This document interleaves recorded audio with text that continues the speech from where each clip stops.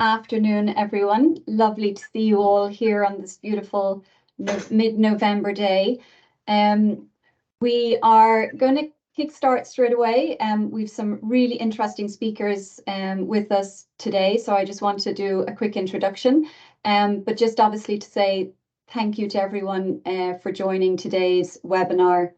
Today is all about leadership and empowering learners. And we have two wonderful schools and two wonderful speakers with us. Katherine O'Sullivan from Presentation Secondary School in Waterford, and their school was awarded back in March. And Katherine has so much going on in the school. It's amazing to be able to be a teacher and also to be able to lead and to get pupils involved in the multiple activities that she has got going on. So we're going to be really interested to hear all about that. And we have Darren Byrne from St. Joseph's Secondary School in Rush. And Darren is a very new member of the awarded schools. And Darren's school was awarded about 2 weeks ago, but he is, as I was saying earlier, punching way above his weight. He has some really interesting things happening. And I think we'll have two very different schools, but equally, leading in terms of, what they're doing in the school and leading from the front. So if you have been joining us for the last couple of weeks, this is a sample in terms of the steps that the journey that you're all on. And we are now at that point, hopefully, you're in and around this area where you've worked on the action plan, and perhaps now you're focusing on some of the key areas for development for this academic year. This area of leadership and empowering learners obviously is critical across the school. And so regardless of maybe some of the sort of specific areas that you might be focusing on, I'm sure leadership is going to be one of them. So I think today's webinar will be really of interest to everyone. So without any further delay, I will hand over to you, Katherine. Thank you very much, Anna. I'm going to share my slides there so you can let me know if you see those. Yeah, they're just coming up. We're okay, good to go? Yeah, good to go. Perfect. Yeah, just test it out there. Go back to number 1. Okay, so I would like to say a big thanks to Anna and Aoife and Kate there for inviting me today. I know that last year when I attended these webinars, I really enjoyed them and I learned from them quite a lot. So hopefully, maybe if I can share one thing today that would help somebody, that would be great. So I suppose the first thing I'm going to say is just to give you an idea of what kind of school we're at. You see our lovely building there. We're all girls voluntary secondary school. We are a DEIS school in Waterford City. Just over the 400 students, around 40 staff, and we use Office 365 as our digital platform. We have 3 IT rooms in the school, and we have 2 trolleys of laptops or Chromebooks, which we have set up as a booking system on VSware, and the teachers can book out in and out when they need them. And I suppose, as you mentioned there at the start, we were awarded our Digital Schools Award in March 2023. And I suppose that's what we are. And now I want to just say what we are not. So we are not a one-to-one digital device school. And I am most certainly not a digital expert. I'm just somebody who is a regular teacher who has an interest in digital technology in the classroom, who has done probably lots of webinars and picked up things here and there and gone on this journey. So I suppose our journey then started really when we got sustained support from the PDST, now IDA. So we were appointed a PDST Technology and Education Advisor. And we learned an awful lot from that process, and we were guided, in lots of different areas. I suppose our management were guided in kind of, securing broadband and Wi-Fi and, procurement and tendering processes. And then I suppose I, as a digital coordinator, was very much guided by the digital advisor, and I'll show you some examples in a minute. So just to my own context, so I'm pushing that slide on. So I suppose my background is a bit more unique in that I'm a digital learning coordinator, but I'm also a TY coordinator. And I think that gives me you know, access to like transition year students to help out as digital leaders. And then I also have a staff digital learning team as well. So I'm surrounded by talented, capable and enthusiastic people, and I suppose we work as one big team, and it helps our school progress in the digital area. So just to give you an example of our staff team, one of the advice from our PDST advisor was to tread it through the DESH process, being a DESH school. So I just give an example here. You have me there with, you know, kind 5 of an AP1 post for digital technology, but we have a staff DESH planning team, and we have the 7 areas of DESH. I've just put them in green there. So anyone who's a DESH school is familiar with this: academic outcomes, attendance, literacy, numeracy, partnerships, retention, and transitions. So we have one staff member from each of those teams on the staff digital team. And then we have an additional staff member from the wellbeing team. And I suppose if you can visualize how it works, when we have a DESH planning session, we have 8 tables in a very large double classroom, and we have each team working simultaneously, and then you have one person from each team forms the digital team then. Okay, so it's definitely threaded through the DESH planning process. I won't go through their duties, but you can just see there some help out with the digital learning plan, some are responsible for staff CPD, some are actually computer teachers, some are not. Some lead some TY initiatives, and one teacher helps out with the TY digital leaders. And I kind of dip in and out of each of these areas and work closely with each of these people. So I think this form of distributed leadership works best for us because schools are very busy, and it is good to delegate and to work as part of a team. So moving on then, we did our selfie for schools in November 2022, so this time last year. And when we did the selfie report, you can see there the red area, the second from bottom, it indicated that assessment practices were an area to work on. So I suppose we took that then, and coincidentally at the same time, myself and another member of the digital team were working on this formative assessment using digital portfolios with PDST TIE. So that's again where our sustained support from the PDST came in, and our digital advisor. So us 2 teachers were going up and down to Athlone, and we were doing work with second years. We were taking up their work digitally on Teams. We were giving them formative feedback on their work. They were getting a chance to reflect on their formative feedback, and then they were submitting a kind of a final version of work that they were very happy with. We then showcased this on a Microsoft Sway digital portfolio. 2 of us did that last year, and so the stars aligned. We got our selfie report. It indicated that for assessment practices needed to be worked on. We had done this initiative with PDST. So then what we did was our digital learning plan for 2023-2024 is involving all second year teachers, all second year students, and they're at the moment, they have submitted their first piece of work in term 1, every second year student in every one of their subjects. In computer class then, myself and the other computer teachers, we helped them to upload it onto Microsoft Sway. And to be honest, this week, just to see the pride in their faces, to see the enthusiasm as they're building their portfolios.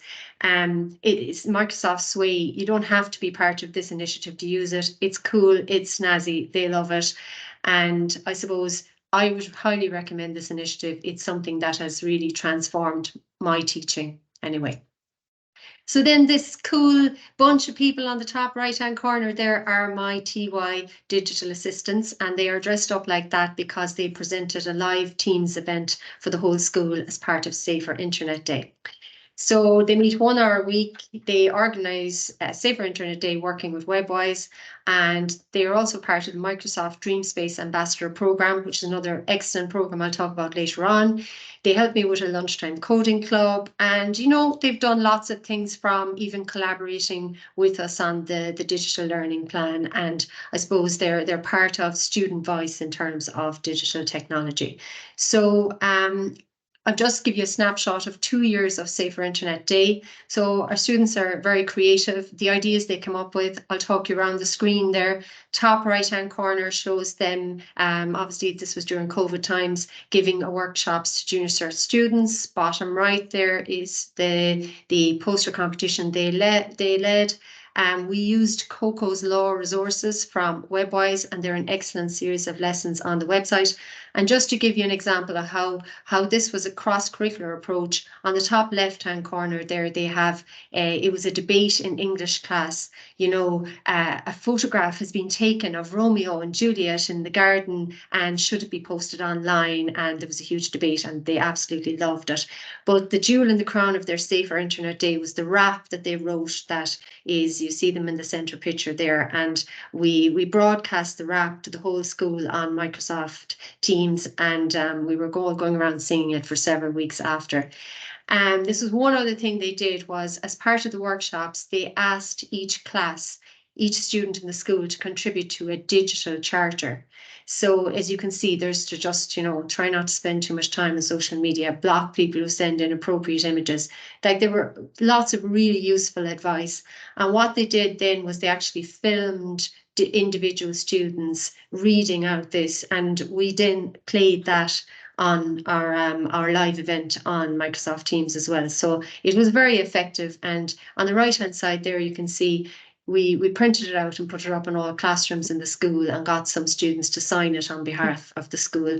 And for all their efforts, they were awarded with the best overall campaign in the Webwise Awards 2022. So they're absolutely thrilled with that. Just a snapshot of 2023 Safer Internet Day, because it was a bit different. They ran a TikTok competition because they felt that students communicate and they learn through TikTok. So why not use it to get our message across? So on the bottom right was the winning entry there. It was an anti-cyberbullying TikTok.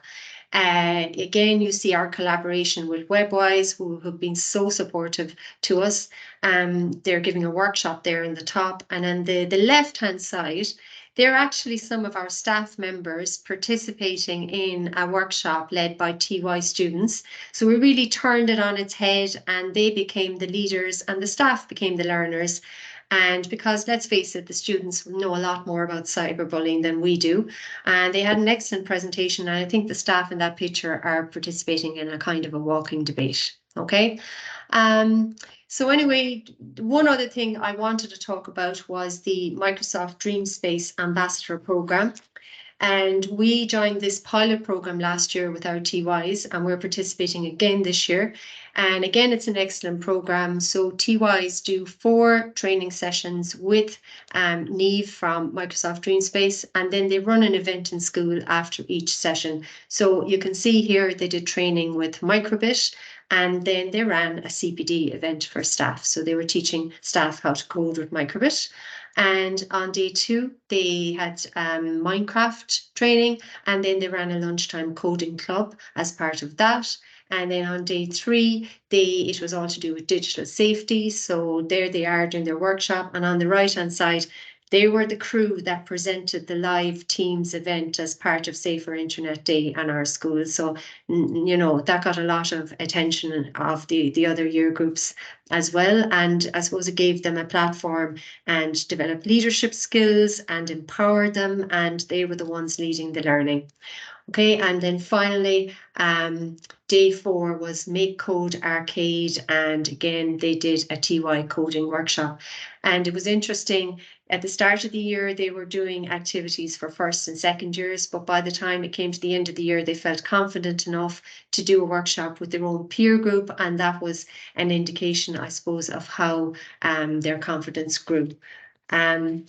I suppose if I was to offer pieces of advice, I just put up this slide just to show that, you know, this journey is not something that we do on our own, because there are loads of organizations out there to collaborate with. There's lots of funding available, especially if you have a girls' school, to get girls involved in coding and STEM. And you can see there Code Plus with UL, which my students just finished a week of last week. You've got STEM Passport for Inclusion, which we're doing at the moment in the Sun Life offices in Waterford. You have IDA, PDST, who have been absolutely invaluable in guiding us along our journey. You have SETU, which is in walking distance of our school, where they do computing camps.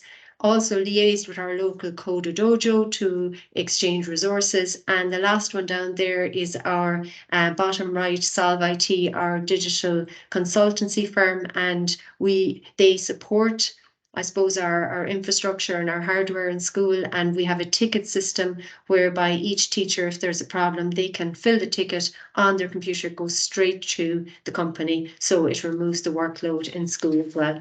And let me see, I suppose, if I was to identify challenges now as we move forward for the future, is always going to be a challenge to teach students how to use digital technology responsibly. And I think Safer Internet Day and that campaign is something we've got to do every year and throughout the year and throughout SPHE and other classes. And I suppose a big challenge I find as well is keeping up with change. And as soon as I've learned something, as soon as I've done a webinar, it's like the more you know, the more you need to know. And I think the latest thing now is, ChatGPT, and we even had a presentation to the staff on that last week. And, there's just so much to know. But as I said, we're on a journey, and I suppose we'll keep going on that journey. So thank you. That's excellent, Katherine. And we'd be happy to take a couple of questions if there are any. But I just wanted to ask you, this is outstanding. I love how you have sort of brought in so many different other vendors or organizations to support what you're doing in the school. But from a leadership point of view, how long is the lead in? Obviously all of these organizations have their own schedules and different things happen at different times in the year. Like from a planning point of view, how much of this do you need to be doing well in advance? Because I imagine like you would have to probably look at a year in advance, or how do you manage that? Well, I think a lot of the STEM events and initiatives that we've taken part in are part of maybe TY. And as a TY coordinator, I'm nearly planning for the next year as soon as this year has happened. And I mean, certainly in term like April, May, and I wouldn't leave school in June without having as much booked for the following year as possible. In terms of like the digital learning plan, I mean, the digital learning plan from this year came from the formative assessment initiative from last year. So, I mean, we were planning that well over a year in advance.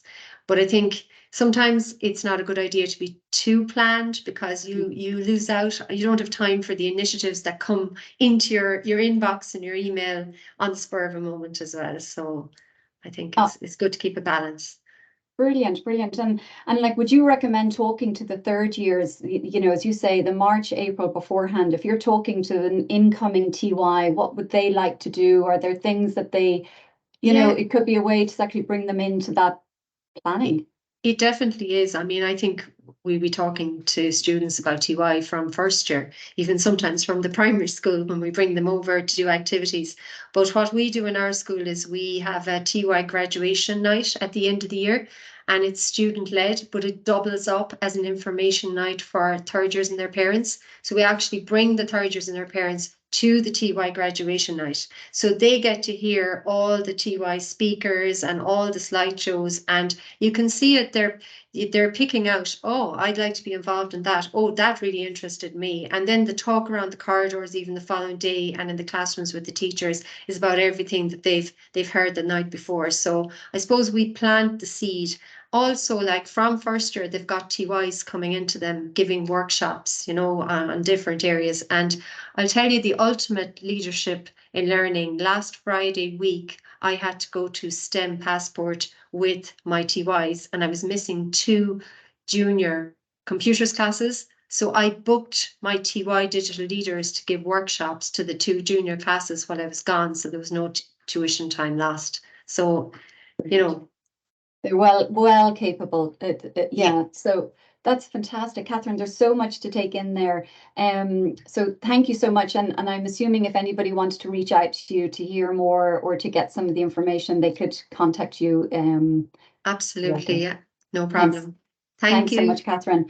Well, Darren, I will hand over to you and give you the floor, and we will have hopefully some time for questions if people can hang on a little bit at the end. No problem. Hopefully this should move pretty quickly now, I hope. So everyone should be able to see the website now? Yep. Yep, perfect.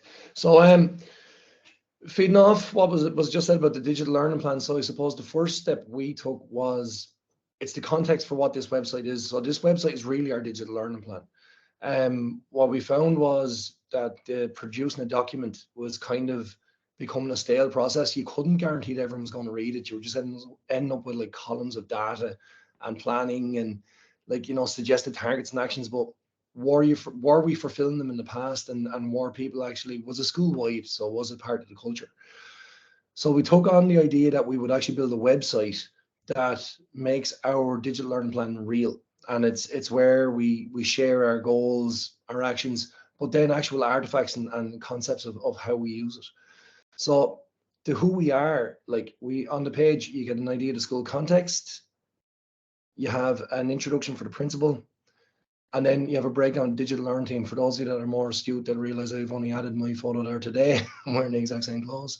What we have is, I noticed as well that there's loads of teams in every school, and loads of people volunteer to do different roles, but it's not necessarily visible. You have to go looking. So by adding the photos and the actual job descriptions of the people, it made it a more formal team and gave them a real kind of a role in the school. So as the digital learning team, they're leaders in the school, and this solidified that. We had our aim, our missions, and now recently we've added on our digital school awards, because as you know, we received these 2 weeks ago, and we were suddenly in the position of being the mentor school, which we're very, very proud of.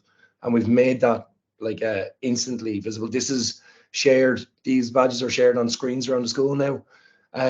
We have sent them out to staff in a presentation to show them the explanation of each category. But this really, the open page is just a context on who we are as a team, who we are as a school, and what we want to be doing. What was more important was what we do.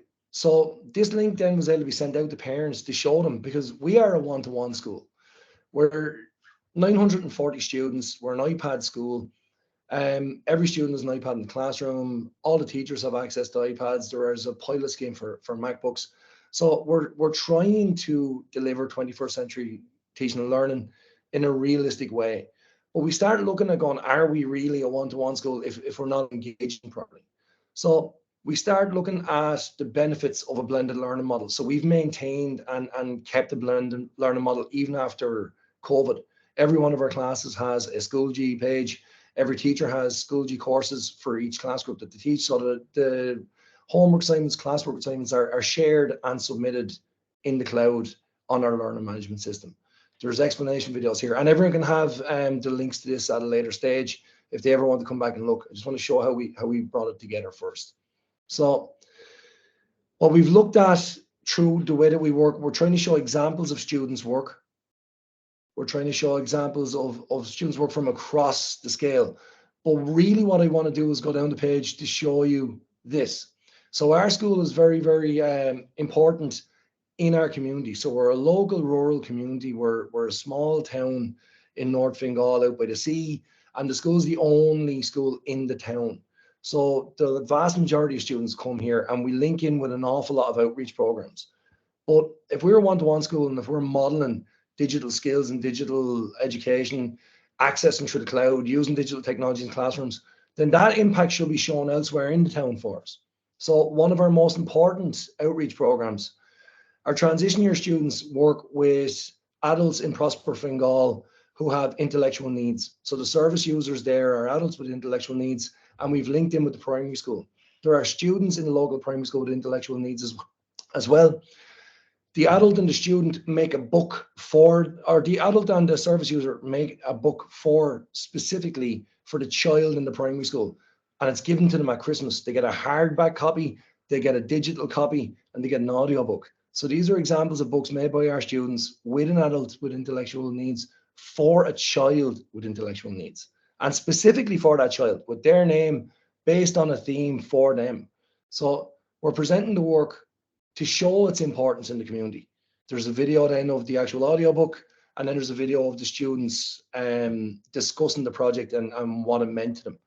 And like it's a huge moment, to be honest with you, when you go up at Christmas and the families are there with the children, you're bringing the students in, the services from Prosper Fingal, everyone's in the same place. It's very emotional. Like I had to go up and do a speech at the end of last year, and I wasn't exactly my most professional, to be honest.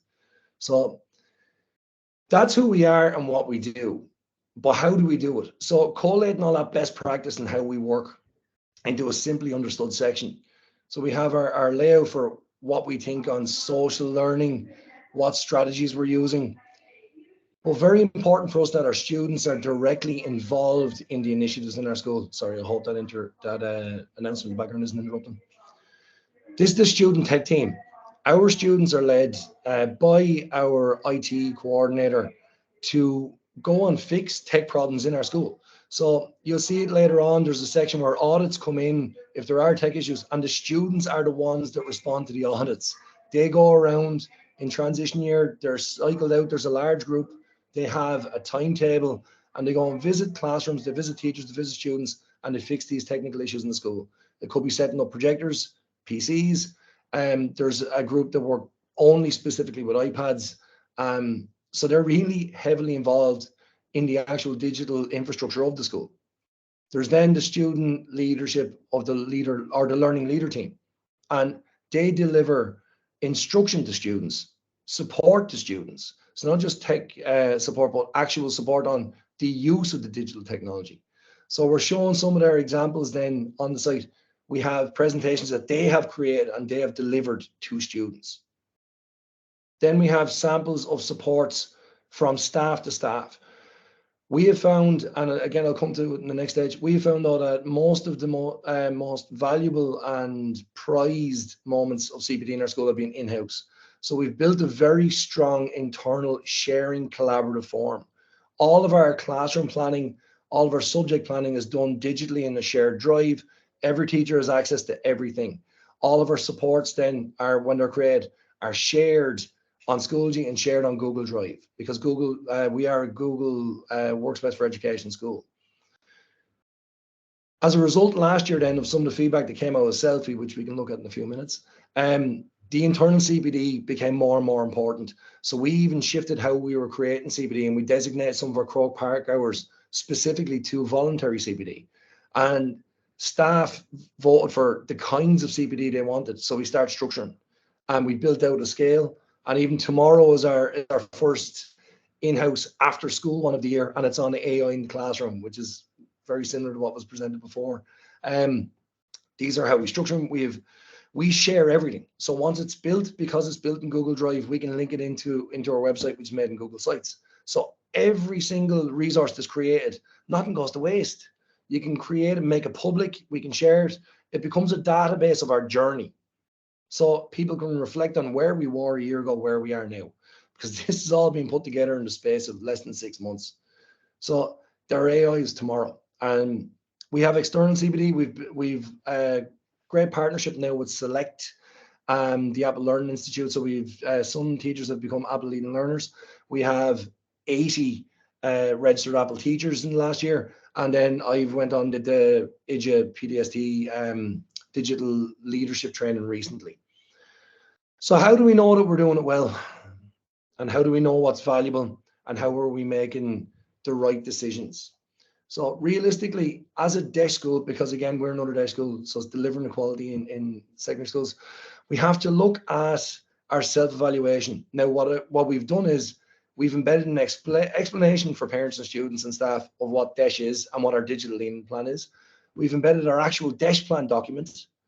And then we've created our DESH targets specifically based on the subcategories in Selfie and from our digital learning plan. And we've tried to make them real, lived targets, something really valuable to promoting technical digital skills in our community that are going to change how these young people engage with teaching and learning, but also engage with life after school. Because we were getting small pieces of data about technology at home, which became really important to us. So I'll just draw attention to one of them in particular. To decrease the percentage of students that have access to a digital device, but it is not suitable to use for work or schoolwork, from 14% to to 10% this year and to 5% by next year. So these are people whose devices are perhaps over the age bracket, or they when they joined our school had inherited another device, had management put in it, but maybe the generation of Apple is too old and is no longer supporting updates. So it's our job as a digital learning team and digital leading team to identify these issues and identify solutions for our students. Inside of them, we actually have all the data that came back out of Selfie that we wanted to target for the next year, and the reason for the targets. You can enlarge and fill the screen with the entire document. Again, this is our digital learning plan. The actual document is embedded. All of our surveys that we do with teachers are embedded, and our long-term school self-evaluation process through Selfie. So we did Selfie last year twice when we introduced ourselves to it. We then have the first document, the second document, and the comparison document. And importantly, we have this year's first Selfie and a comparison to this time last year when we introduced the digital learning plan to the school and when we introduced Selfie to the school, so that we can see the progress that we've made and where we still need to improve. And everything is readable by the parents and making it all available to our community. So it makes it a real process. We've also included then how we've presented the information back. So the presentations that we create and use at WSPs, they're here. Our audits, how did I know that there was problems with Apple TVs in classrooms? So I went into the classrooms, we went back and we started checking, and we updated when things got fixed. We updated when we found out there were problems. This is our actual audit for tech issues in classrooms. So this is what the tech team are working with. The students access this. It goes in live. You can see there's tech team rosters, equipment audits. It goes through in depth detail, and people can reach out and find out any of this anytime they want. And then the long-term school development plan, which includes the site management. But what does all this lead to? For us, it was about collating the reality. There's no point in all this planning and all this reflection if you don't have a sense of who you are and where you want to go. So the vision for who we want to be as a school. 5 years ago, like in 2018, it was the first time we ever had a student qualify for the BT Young Scientists Expo. It was the first time anyone ever qualified for the finals from our school. And then this year in 2023, we won the Best School in Ireland award at BT. And that was down to how we focused all of our work into STEM, how we focused all of our thought into developing digital skills in the school, how we developed coding. And realistically, long term, we want to be the lighthouse school for STEM in Ireland. Is it attainable? Maybe not, but it's a goal and it's a vision that we have, and we're making it real. And we're using all that data to plan and develop and to move forward. So we're making it a realistic response. The leadership structure is about taking what happens every day in every class for every child, and every day in every class for every teacher, and making it consistent. So that no matter where they're working in the school, they have consistent access to the same resources, consistent access to the same conditions and environment to learn it. And then they'll flourish inside of it. So in this page, you can see where we're presenting like SciFest, BT, coding, and the Raspberry Pi Foundation. The Raspberry Pi Foundation came last year to make a video at the school at the end of the term. This is the final draft of it, because we run AstroPi here, where our students are running projects and research projects on the International Space Station. Now, we are a DESH school, a school from a disadvantaged area in North Dublin, where our students are now running experiments in space. So I really would invite everyone to take a look at the website at any stage. Feel free to contact us. Let us know how you feel about how we're putting it together, because it is very much a work in progress, and it's a live document. All of it was, the time that went in was collating it originally and building a format that we could follow easily. But editing it it takes minutes, and it goes live in minutes. So it's really easy for us to react every time to new information. So I suppose that's what I wanted to share. I'll come off now. Hopefully people are still there. How'd that go? Oh, jeepers. I'll like, try, you know, I'll unshare the screen for you. It's like, you know, at the dinner table, you know, when there's silence, you know, you've cooked a good meal. Darren, that was phenomenal. I have to say, that is just a really, really positive story. I know we met at the NAPD. I hadn't seen any of the work that you'd done at that point, you know, but you clearly are an incredibly passionate leader. But what I love, and I hope, you know, for people that were listening to your story, how you have made it so available and so live, and something that you are continuing to build on and work on. I think that's just an incredible story for all of the other schools that may be listening here today. You know, it looks like a huge amount of work. And, you know, I know you just said there at the end, you know, once you've got the structure, you know, it takes minutes, but, you know, how long does it take? Because what I would love is for schools to use that type of structure, particularly in applying for the award, because it is about continuing that journey after the award, and you can see that, and clearly you're doing it. And I imagine you've probably got your plan for your next selfie already. So, you know, is this hugely time consuming?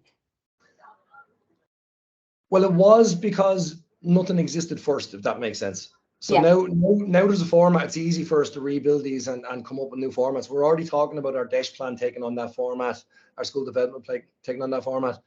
It was when we got together as a team, we wanted to think, how have we not been able to engage with data before? How have our students and our parents, like for every DESH school, we all have DESH plans, but our parents don't understand what's in that.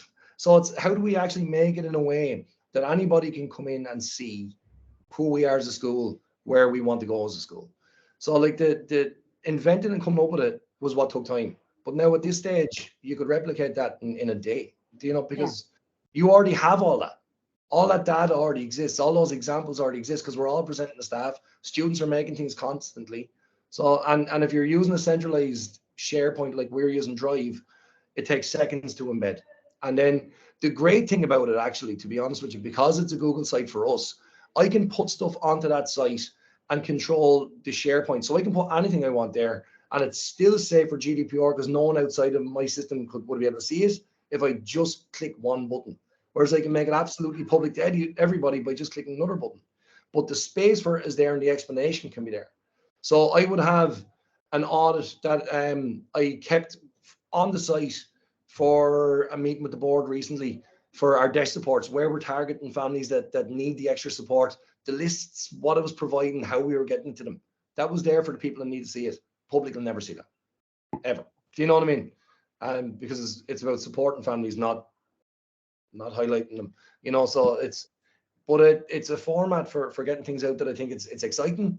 But we all know within 2 years to be a new format, like of something totally different. And it's I think it was about, I think on the principle was when we sat down, we took a look at another plan, another document we were being asked to make. It was like, well, what is this going to change for us? How does this actually become real? And we realized that another document would just be saved or printed and put in a folder and taken out at occasional meetings. Whereas this is something that people look at every now and again and go, actually, I have something I want to add. Like, you know, and they just submit. So we can rotate the student work, we can rotate the outreach. That's only the tiniest little dip in its toe into what happens in the school. But it's getting people used to a new way of showing it. And it's taken off. Like. Yeah. Fantastic. And I know, Katherine, your school, Presentation Secondary, I mean, you're both DESH schools. So there are structures, there are reporting requirements, and you have both managed so well to sort of build in the, you know, digital journey into sort of those structuring requirements.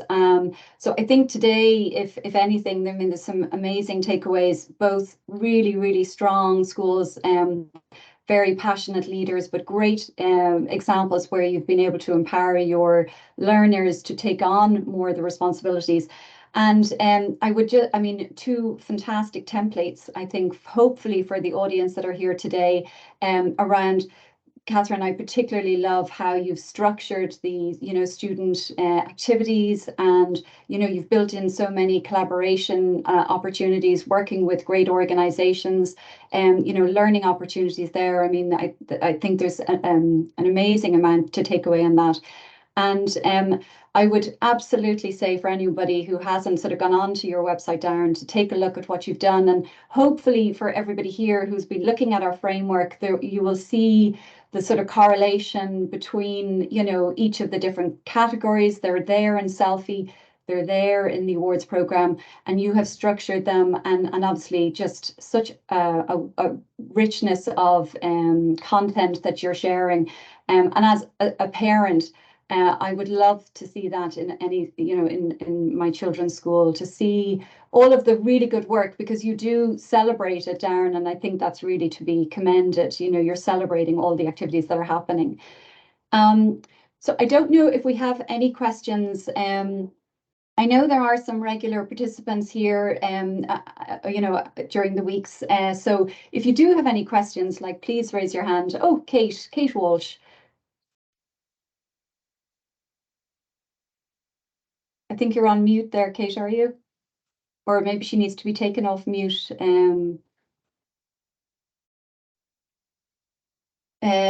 From the onset of your path to a digital learning school, how long did it take from the planning to application stage? So is that to you, Darren, or? Well, as you know, and ours was quite a short route. I'd found out about the digital schools only within 2 months ago. I happened to be at the NAPD when I heard Anna was going to be there. I stayed to plague her with questions, and then we had just completed the application the week before. It was kismet. That's what it was. It was coincidence and luck, and we wanted. I suppose it's the great thing about this is that digital school awards are a way of recognizing what your students and your staff are already doing. It's a way of just drawing attention to that great stuff that's happening everywhere. And it's not like, it's a way of making it real for them, give them something. So it's worth the time, no matter how long or how short. It's worth it. Like, it is worth it. Katherine, did you want to add in? Yeah, I was going to agree totally with Darren there, in that by the time we actually came to make the application, we realized we were doing a huge amount of the work already. And I think we applied, or we registered in May, and then the following March we got the award. But it wasn't that we started in May towards our journey. We were already well on our way, and I think most schools will find that they have a lot of the requirements already.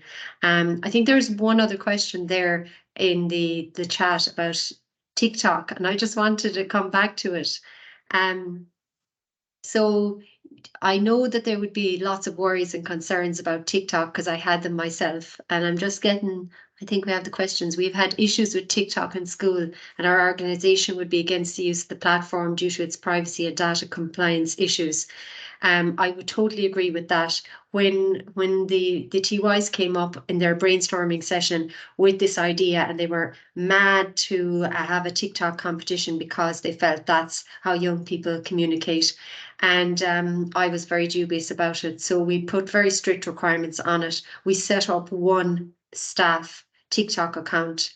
The videos were scripted, written in groups and filmed during the computer class using only the teacher's phone, and was uploaded, we saved them then by the teacher's phone as well, because so there was no actual private TikTok accounts used, no private phones used, and we had to be very, very strict on that. Okay, so I hope that might answer the question there. That's really good. Very helpful, Katherine. Michelle, I know you've just joined a video there, and you had a question for Darren, which is around the use of the iPad devices over the period of 6 years, obsolescence, etc. Do you want to come in on that, Darren? So is it about durability? Sorry, I'll open the chat there so I can see it. Sorry. Oh yeah. How do you find iPads as devices over the period of 6 years, obsolescence, etc.? Yeah. So I think the issue is, like, literally with the generations of time out, what I find the benefit is, that Apple are going to support them. So like it's business model, I suppose, even as a device, whether it's a smartphone or whatever, they support with the iOS for longer anyway. And that product's not going to disappear. Like iPads are, in 10 years time, they're still going to be a form of iPad. So you can work along that line. What I'd say is, when you do get to year 6 or 7, that generation is starting to age out. You have to be, for us, it's about constant use of the cloud then for backing up. Our students keep all of their stuff on Google Drive then as well. So they submit on Schoology, they get onto Google Drive. So the actual devices are relatively empty. There's very little saved on it, and you get more life and more speed out of it. So but that's not been a sales pitch either, by the way, just in case on this one. It's just as a device, it's, you know, like it was something that I kind of, even when I stepped into management, that was already there. We were, I believe, the pilot school for it. Like, so they're here 10 years. We didn't always have best practice with them, I have to be honest. Like, I mean, they were digital readers for a long time. You know, it wasn't until we really understood the SAMR model and start adopting that. So people were using a digital book and they were making videos, but it wasn't transformative. Like, it wasn't like, so you had two functions, but I mean, you could do them with anything. So it was about getting past that substitution moment. It really doesn't matter what device you use or what template or platform you use the right one for your school. It's how you use it that's important. It's about that part of augmentation, modification, and then getting on to redefinition. And nearly none of us really are at redefinition yet. We're all still a chunk away from that, I think. Brilliant. Oh, that's really helpful, Darren. Hopefully, Michelle, that helped. So I'm just going to close off just to say that if you... Sorry, Anna, did Kate Walsh want to try and ask a question? I think she is off mute there. I'm not sure if she's still there. No. Maybe not. No. Okay. Well, I think we tried to answer Kate's question in the chat, and I think, but look, Kate, you can always get in touch with us afterwards if there's anything else that you'd like to ask us. So I just want to say, I know we're all kind of hopefully trying to sort of, you know, do lots of things in addition to sort of work and teaching. You know, we're getting close to Christmas, but we do have 2 webinars that are coming up before, actually 3, but we have our next 2 webinars. First of all, on the 6th of December, we're going to be talking about collaboration and networking. Again, we have 2 great schools. This whole area of, you know, sort of being able to sort of involve, I suppose, real world organizations, and even today, like Katherine, you gave some really good examples of where if you can collaborate and network, you know, with organizations outside school and bring that into the classroom, that really, I think, you know, creates an environment, you know, where pupils are really learning from things that are happening in the real world. So we're going to have 2 great schools talking about that on the 6th of December. And then, you know, following on from the IPPN, which was last week, we had a huge response from primary schools and also in Scotland and in the UK, a lot of primary schools. They're small islands in their own, and we want to give some support, some additional support in terms of, you know, taking those selfie results and how you can use those to create your digital action plan. So we're going to get back on our resident DSA expert, Roisin Beaver, and Roisin is going to just address this particularly for primary schools and give some practical guidance around some actionable steps for improvement. And if you would like to join that, certainly get in touch with us. We'll sign you up, register you for that, and hopefully that will be a worthwhile webinar. And then I think the final one is on the 20th of December for this year, and we're going to be talking about infrastructure and equipment. So hopefully you can join us for some of those. I just want to close again by thanking Darren and Katherine. Wonderful sessions, so much to take from this. And obviously, with your permission, Darren, everything that you shared is live, so no permission needed. But Katherine, if you're happy for us to share your slides, we'll share those on the website, and there will be a recording of today's session for anybody who wants to listen back. So with that, have a lovely evening. Hopefully we'll see you in a couple of weeks' time. Take care, and we'll see you again. Thanks very much. Bye. Thanks. Thank you.